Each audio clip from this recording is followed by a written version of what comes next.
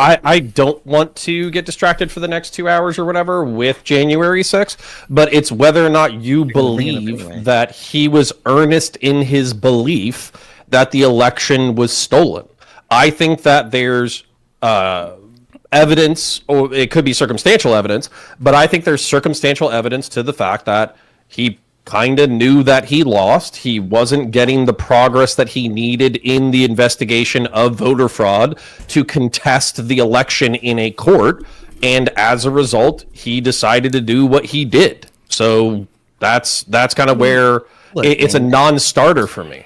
It's ridiculous to suggest that Trump does not believe that he fucking lost the election. Of course he fucking did. Okay, of course he believes that. Of course, otherwise he wouldn't be. He believes he lost it, or he believes he didn't lose it. Take him seriously, not literally, Connor. He's saying Trump definitely knows that he lost the election. No. He absolutely believes that the election was stolen from him. Is what I meant to say. I'm sorry. I'm not misspoke. Okay. But do we mean stolen? There's a definition. Hold on. There's a definition. I want you to nail down this real quick.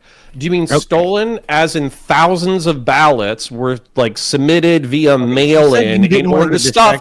Hold on. But I need you to clarify a definition while you're telling me these things. So, do you mean stolen insofar as like ballots were stuffed with dead people's names on it to the tunes of tens of thousands of votes, or do you mean that the institutions, like when you're talking about media, FBI, DOJ, whatever, they put their fingers on the scale because they had a preferred candidate? Which one do you mean? Insofar as what's relevant to the topic at hand, okay, regardless of my personal stance or the things that I've investigated or the things that I've uncovered or tried to display, Trump believes that he was wrongfully fucking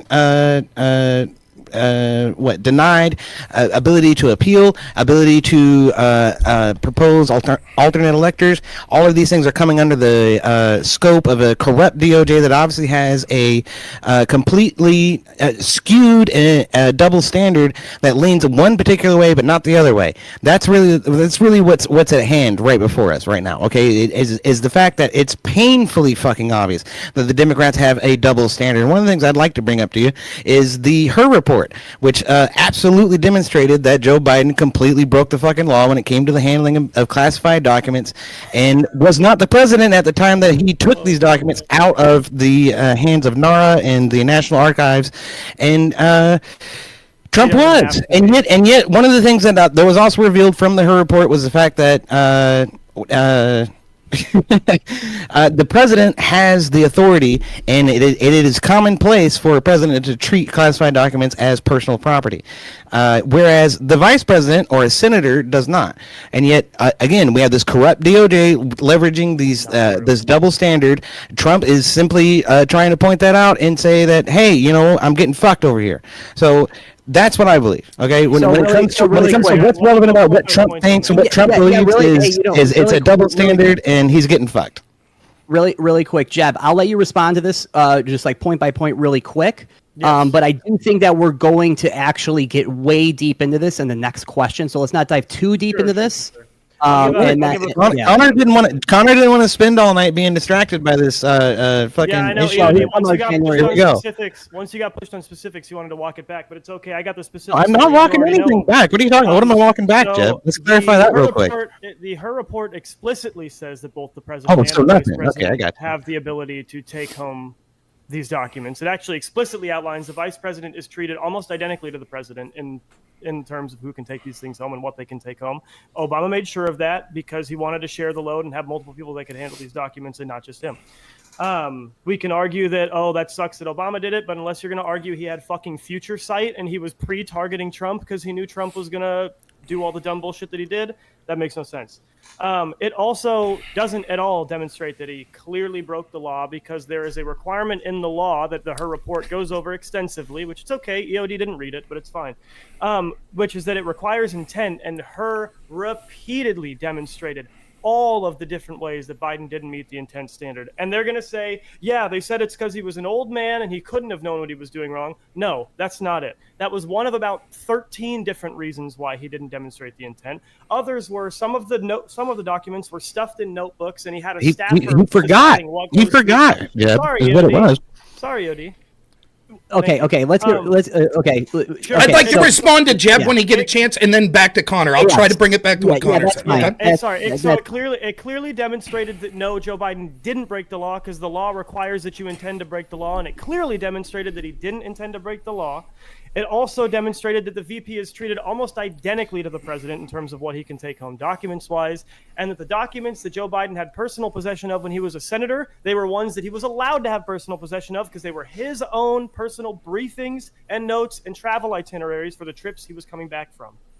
All right. First off, that part's not true. He was not allowed to have those as a senator. You may be right on the context of a vice president being treated similar to a president. However, senators do not get to take classified material home. He took that material out of a SCIF. He also broke the law and had intent in serious ways that are blatantly applicable. It proves that there was a double standard by her in not charging this. For example, here's ways we know. He admitted on tape that he had the classified Afghanistan documents. He found them in the basement. That is an admission that he found classified documents in the basement. The reason that he was allowed to get away with that was twofold. They said, well, even though that would be a crime and it would prove the intent, we can't prove that the Afghanistan documents that we actually found are the ones that he's talking about on tape. And second, he's a doddering old man that's confused, and so a jury would be sympathetic. But they say absolutely in the report that they could prove, or that they have evidence of his intent. He also did what we were told by Democrats and probably fake Republicans like Jeb Tan, was the smoking gun against Trump, which was that he told a writer,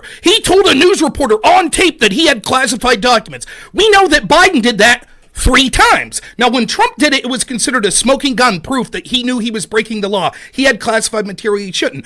Biden did it 3 times and then went further than Trump by not only then reading that classified material, something Trump never did, on tape to his writer, but at one point literally showing it, which is actually, believe it or not, a different standard to read classified material as opposed to physically hand over the classified material, which is what happened. Now, the ghostwriter then proceeded, once it was figured out that there was going to be this special counsel, decided to delete the audio recordings, which the only plausible explanation would be that they were trying to obstruct justice. Another thing that they went after Trump for, but they decided to allow this person to get away with it at all. So you can see, just when you're listening, I would be happy to debate Jeb Tan 4 hours on this specific topic. We'll see how deep we get into it. But know that flavors when he's talking about the type of Republican he wants. He wants a Republican like the Mitch McConnell types who will do anything to get Trump out of power. That's the whole point. He's happy with it.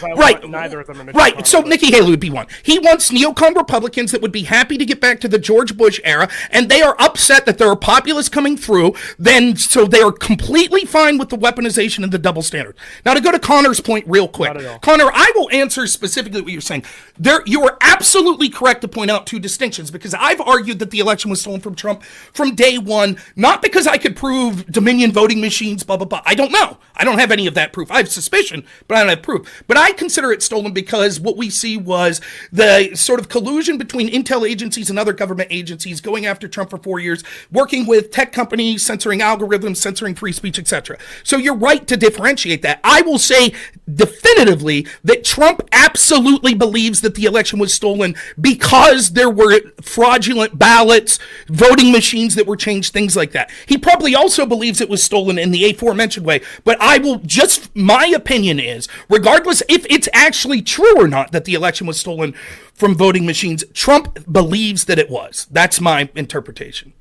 So let me ask you one question, though, Rob. So you're thinking that because of the way that COVID happened and the rules were changing is the reason why, is what you're saying? No, that's part of it. The changing, so for example, in Pennsylvania, the Superior Court in Pennsylvania, where I'm from, actually at one point overturned the mail-in ballots and said it was against the Pennsylvania Constitution.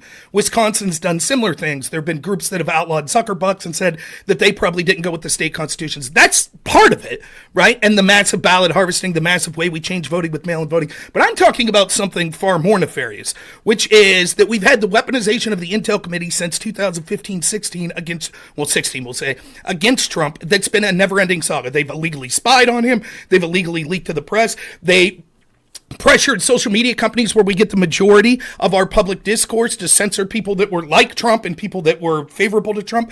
Professor Robert Epstein, for example, did a study on this and said that Google's manipulation of the algorithm alone would have the potential in future elections to sway 16 million votes. So when we're talking about an election that was decided in 3 or 4 swing states by basically 40,000 votes, if we have almost every institution putting their thumb on the scale, including former intel agencies denying truthful stories about the corruption of the other party, then yes, I think it's legitimate to say that that was stolen, and that's what I'm referencing.